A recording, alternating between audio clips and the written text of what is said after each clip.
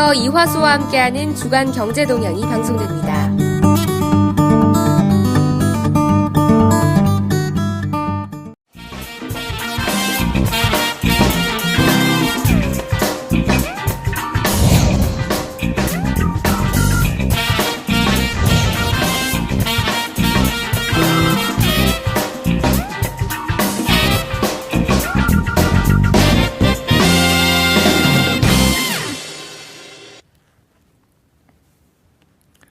안녕하십니까. KTV 시청자 여러분. 주간 경제동향의 이화수입니다. 지난 토요일에 방미길에 올랐던 조코위 대통령은 미국 순방 중에 많은 뉴스들을 만들었습니다. 특히 월요일에 있었던 오바마 미국 대통령과의 정상회담에서는 투자 유치, 기후 협약, 무장 이슬람 국가인 IS에 대한 대응 등 다양한 부분의 공조를 논의하였습니다. 하지만 아쉽게도 조코위 대통령은 인도네시아 산불이 확산되자 미국 방문 일정을 줄이고 조기에 귀국하였습니다. 정상회담을 마치고 미국 서부 샌프란시스코를 방문하여 정보통신 등 첨단 산업 기업인들을 만날 예정이었지만 산불 연무로 초래된 보건사회적 문제 때문에 이 일정을 취소하고 귀국하기로 결정한 것입니다. 미국 서부 기업인과의 면담은 관련 부처 장관들을 대신 보내기로 하였습니다. 미국도 미화 275만 불을 산불 문제 해결을 위해 지원하기로 하였습니다. 이번 조코위 대통령이 미국 방문은 직접적인 투자 유치의 성과도 있었지만 다분히 해외 투자자들에게 인도네시아에 대한 투자에 확신을 심어주고자 하는 측면이 강했습니다. 미국 방문의 성과는 다시 자세히 말씀 올리도록 하겠습니다. 그럼 주간 경제동향 시작하겠습니다.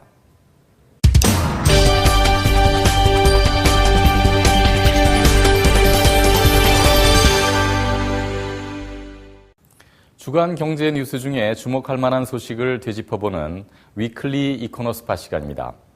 이번 주 가장 주목받는 소식은 역시 조코위 대통령의 미국 방문이었습니다. 이번 방문의 주요 어젠다는 투자와 무역이었지만 환경 보호와 안보 등도 심도 깊게 논의되었다고 합니다. 가장 큰 성과는 역시 투자 부문입니다. 정부는 이번 방미를 통하여 미화 200억 불에 달하는 경제협력 계약과 양해각서가 체결되었다고 발표하였습니다. 월요일 미국 상공회의소에서 조코위 대통령은 12건에 달하는 인도네시아 기업과 미국 기업 간의 계약 체결을 참관하였습니다. 미국의 거대 기업인 GE는 4개의 사회 간접 자본 관련 계약을 체결하였습니다. GE는 기자회견을 통해 인도네시아의 전력 사업, 석유와 가스 부문, 철도와 의료 장비 사업 등에 최대 미화 10억 불 규모의 투자를 할 것이라고 발표하였습니다. 이러한 계약이 계획대로 실행된다면 3기가와트의 전력 시설이 들어서게 돼서 2019년까지 35기가와트의 전력 증가를 계획하고 있는 정부의 노력에 많은 도움이 될 것 같습니다. 이번 방문에는 고잭, 토코페디아, 가스쿠스 등의 대표이사를 비롯한 인도네시아 전자상거래 사업가들이 함께하였습니다. 이들 대표들은 실리콘밸리에서 구글, 페이스북, 애플 등과 면담을 가지고 관련 사업 계약도 맺을 계획이라고 합니다. 다음은 인도네시아 세금 관련 소식입니다. 재무부의 수하하실 나자라 예산국장은 아직 어느 정도 수준으로 내릴지는 결정되지 않았지만 내년도 소득세와 부가세에 적용될 세율을 내릴 예정이라고 밝혔습니다. 수하하실 예산국장은 이러한 감세 계획은 경기 부진으로 인한 세수 감소로 금년도 재정수지 적자가 커질 것으로 예상됨에도 불구하고 강행될 것이라고 덧붙였습니다. 수하하실 국장은 성장의 측면에서 보면 2015년이 바닥이 될 것입니다. 우리가 자신감을 갖고 대처하면 상황은 지금보다 나아질 것입니다. 라고 말하였습니다.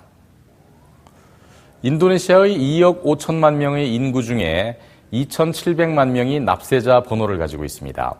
이들에 대한 소득세와 부가세가 내년에 감축될 것으로 보여집니다. 또한 정부 고위 관계자에 따르면 법인세의 경우도 기존의 25%에서 18%로 점진적으로 줄일 계획이라고 합니다. 이와는 별도로 정부와 의회는 보고되지 않은 자산에 대한 세금 자진 신고 제도를 논의하고 있습니다. 자진 신고를 하는 경우 3%의 세율이 적용되며 내년에는 8%의 세율을 적용한다는 방안입니다. 미국 중앙은행인 연방준비제도는 이번 주에 있었던 정례회의에서 금리를 현 수준인 0에서 0.25%로 동결시켰습니다. 이는 미국의 신규 고용이 최근 2개월 동안 20만 건을 밑돈 점과 목표치인 2%를 크게 하회하는 물가 상승률 때문인 것으로 보입니다. 다만 고용과 물가지수, 국제금융시장 등을 감안해서 올 12월에 있을 다음 회의에서 금리 인상 여부를 다시 결정하겠다고 언급하였습니다. 일단 미국의 금리 발표 직후 루피아 환율은 상승세로 돌아섰으며 주식과 채권 시장도 하락세로 반전되었습니다. 다음 회의라고 시점을 명시하며 금리 인상을 거론한 것은 7년 만에 처음입니다. 이에 따라 연준은 여전히 연내 금리 인상을 희망하고 있는 것이 아니냐, 결국 금리 인상은 시간 문제다라는 분석이 나오고 있습니다. 하지만 미국의 금리 관련 뉴스의 영향은 전보다 훨씬 줄어든 것으로 보입니다. 또한 시장은 금리 인상 결정이 내년으로 넘어갈 가능성이 여전히 높은 것으로 분석하고 있습니다. 다음에는 주간 경제 지표를 정리해 드리겠습니다.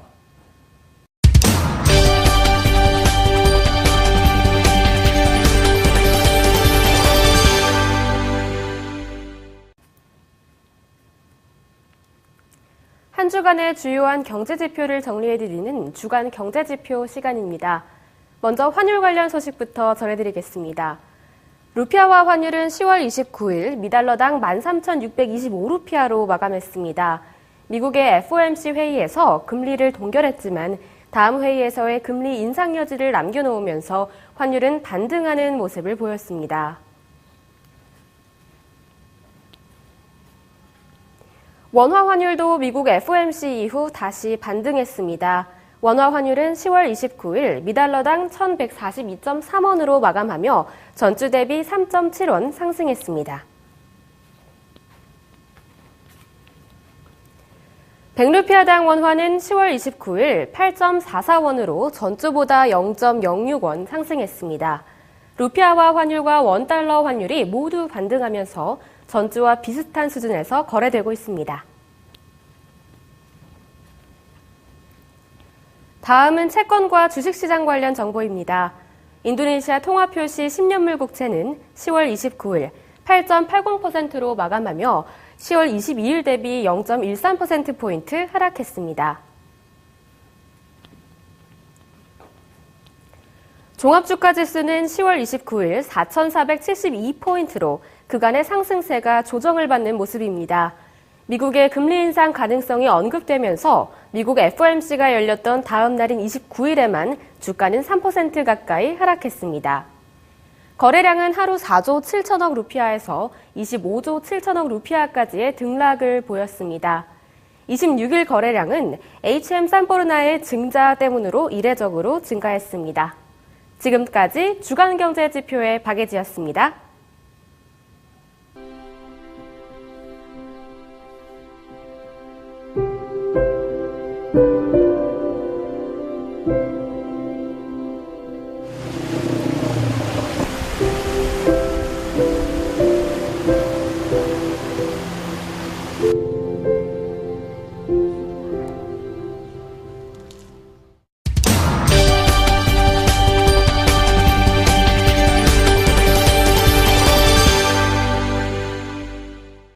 비즈니스맨들에게 사업에 도움이 되는 정보를 알려드리는 인니비즈 포커스 시간입니다.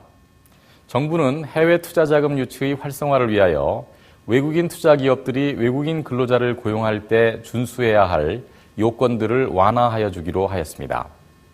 이러한 내용을 담고 있는 정부 규정이 지난주 금요일자로 발표되었는데요. 이제까지 외국인 기업은 10명의 인도네시아인 근로자를 고용하여야만 외국인 근로자 1명을 채용할 수 있도록 하는 규제를 받아왔습니다. 이는 내국인 근로자들의 고용 기회를 늘리기 위한 제도였습니다. 노동부 관계자는 이러한 외국인 고용에 관한 규정이 외국인 투자자들이 인도네시아에 대한 투자를 주저하게 만들어 온 것이 사실이라고 말하고 있습니다. 노동부 연수기획국 해리 수다르만토 국장은 새로운 규정은 인도네시아에 보다 많은 외국인 투자를 유치하는 데 도움이 될 것입니다. 더 많은 투자는 그 자체가 더 많은 고용 창출을 의미합니다. 외국인 회사들에게 내국인 근로자를 고용하도록 강요하는 일은 더 이상 필요하지 않습니다라고 말하였습니다. 새로운 규정에서 1개월 미만 체류하는 외국인 근로자들의 외국인 취업 허가증, 즉 임따는 면제하여 주기로 하였습니다. 따라서 세미나와 연수 등의 목적으로 단기 체류하는 외국인 근로자들은 별도의 허가 절차 없이 인도네시아에 머물 수 있게 되었습니다. 또한 인도네시아 회사를 소유한 외국인이 커미셔너나 대표이사이지만 인도네시아 밖에서 거주하는 경우에도 임따가 필요하지 않게 되었습니다. 해리 국장은 이러한 제도로 외국인들이 인도네시아에서 더 편안하게 사업 활동을 할 수 있게 되었다고 강조하였습니다. 노동부에 의하면 2014년 임따를 보유한 외국인 근로자는 6만 8,500명으로 2012년에 7만 2,427명에 비하여 줄어들었다고 합니다. 외국인들의 구성 비율은 중국, 일본, 한국, 인도, 말레이시아 순으로 발표되었습니다. 고용부는 외국인들이 고용 규제가 강화되면 외국인 투자에 그대로 영향을 준다는 인식을 가지게 된 것 같습니다. 일관성 있는 정책이 실현되어서 기업하시는 분들이 좀 더 자유롭게 경제활동을 하게 되시기를 기원해 봅니다. 정부는 최저임금에 대한 새로운 규정을 제정하였습니다. 이번 규정 제정을 통하여 근로자들이 매년 급여 인상이 있을 것이라는 확신을 가지기를 정부는 기대하고 있습니다. 조코이 대통령은 지난 12년간 미뤄져 왔던 이번 기본급 인상 관련 규정이 바로 시행되는 것에 사인하였다고 발표하였습니다. 규정의 기본적인 내용은 이미 알려진 대로 매년 물가 상승률과 경제 성장률을 감안하여 기본급을 올리는 것을 기본 내용으로 하고 있습니다. 정부는 급여 인상의 공식에 물가 상승률은 지속적인 구매력을 보장하기 위함이며 경제 성장률은 국가 전체의 생산성 향상을 반영하기 위함이라고 설명합니다. 사실 지금까지는 매년 정부와 사용자, 노동조합이 참여하는 3자 회의에서 지역별 기본급을 결정하여 왔습니다. 그러나 이러한 과정은 비합리적이고 예측 불가능하며 지나치게 정치적이라는 비난을 받아왔습니다. 인도네시아 경영자협회, 즉 아핀도의 하리야디 숙감다니 의장은 규정 제정으로 정부가 임금을 정치 쟁점화하는 것을 방지할 수 있게 되었다며 환영한다고 밝혔습니다. 많은 기업인들은 그동안 지방정부 자치단체장들이 임금 문제를 선거에서 인기를 얻는 데 이용해 왔으며 이로 인해 기업들은 높은 임금 지불을 위한 비용 부담 증가의 고통을 호소해 왔다고 이야기하고 있습니다. 인도네시아 상공회의소의 베니 소뚜리스노 부의장도 비슷한 의견을 제시하였습니다. 더불어 임금 체제에 대한 불확실성이 투자를 제어해야 하는 요인이었으며 이번 규정 제정으로 새로운 사업 투자와 기존 사업의 확장을 위한 투자가 증가하는 계기가 될 수 있을 것이라고 말하였습니다. 반면에 연합 인도네시아 노동자 연맹 KSPI의 사이드 익발 의장은 이번 규정 제정을 반대한다는 사실을 분명히 하였습니다. 그는 연맹은 대법원에 제출할 탄원서를 준비하고 있다고 이야기하였습니다. 연맹에서 문제 삼고 있는 부분은 정부에서 만든 규정이 노동자들의 복지보다는 사용자들의 영업 환경에 대한 불확실성을 제거하는 데 초점이 맞춰져 있다는 점이었습니다. 사이드 의장은 작년 11월 이후 지금까지 30% 이상 떨어진 근로자들의 구매력 회복을 위해서는 22에서 25% 내외의 임금 인상을 제한하고 있습니다. 라고 말하였습니다. 그는 또한 이번 규정이 노동조합의 임금 협상에 대한 권리를 무용지물로 만들었다고 덧붙였습니다. 임금 인상 문제는 첨예하고 민감한 문제입니다. 경기 회복을 위해 반드시 해결해야 할 문제이기도 합니다. 모쪼록 현명한 정부의 정책이 마련되어지기를 기대해 보겠습니다.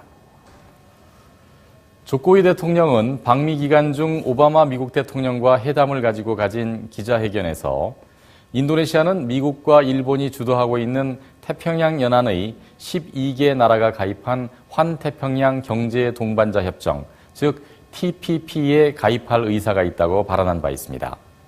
하지만 TPP의 가입이 인도네시아의 이익보다는 더 많은 손실을 가져올 것이라는 우려의 목소리가 많습니다. 또한 보다 많은 경제 자유화를 요구하는 TPP에 가입하기 위해서는 기존 국가 정책의 기본 구조를 바꿔야 할 것이라고 하는 비난에 직면하고 있습니다. 국제기획연구센터의 디스만 시만준딱 선임연구원은 예를 들어 내국인 근로자와 외국인 근로자를 동등하게 다루어야 한다는 등의 TPP 협약의 요구 조건들은 현재 인도네시아 정부의 정책과 맞지 않는 부분이 많다라고 지적을 하였습니다. 디스만 연구위원에 따르면 정부가 미국이 주도하는 TPP 협약에 가입하기 위해서는 많은 정부 규정들을 손봐야 한다는 것입니다. 수정해야 할 부분에는 투자, 노동, 무역과 부동산 소유권 등의 내용이 포함됩니다. 또한 그는 협정에서 외국인 기업들이 불평등한 정부의 정책으로 자신들의 사업에 손해를 입는 경우 정부를 상대로 소송을 제기할 수 있는 권리를 요구하게 될 것이라고 덧붙였습니다. 우이 대학의 마흐무드 샬뚜 교수는 인도네시아의 TPP 가입은 자살 행위다라고 말하고 있습니다. 그는 기본적으로 TPP의 가입은 무역 자유화입니다. 이는 선진국이 자신들의 경제 위기를 탈출하기 위한 수단일 뿐입니다. 라고 말하였습니다. 마흐무드 교수는 소비자들은 양질의 수입품을 싼 값에 구입할 수 있게 되지만 반면에 인도네시아 제품들은 자취를 감추게 되어서 인도네시아가 선진국으로 가는 길은 요원해질 수 있습니다. 라고 지적하였습니다. 반면 인도네시아 섬유협회, 아삐와 인도네시아 신발협회, 아프리신도는 TPP 가입국인 베트남 등의 제품들에 대하여 경쟁력을 가지기 위해서는 정부가 반드시 TPP에 가입하여야 한다고 요구하고 있습니다. 종합해보면 인도네시아 정부는 TPP의 가입 이전에 협정 가입이 초래할 득과 실을 철저히 분석해보는 현명한 자세가 필요할 것으로 보입니다. 미국을 방문 중인 조코이 대통령을 조기 귀국하게 했던 헤이즈로 지금까지 19명이 목숨을 잃었다고 합니다. 또한 50만 명 이상이 헤이즈로 인한 피해를 입게 되었다고 직계하고 있습니다. 다행히 이번 주에는 깔리만탄과 수마트라에 내린 비로 그 기세가 한풀 꺾이고 있다는 소식입니다. 지난주 3,226개였던 산불 지역이 507개로 급감하였다는 소식입니다. 국가재난방재청은 우기가 시작되는 다음 달쯤이면 헤이즈 문제가 해결될 것이라고 전망하고 있습니다. 하루빨리 시원한 비가 와서 한계에 다다른 헤이즈 문제가 조속히 해결될 수 있기를 기원해 봅니다. 행복한 주말 되시기 바랍니다. 시청해 주신 여러분 감사합니다.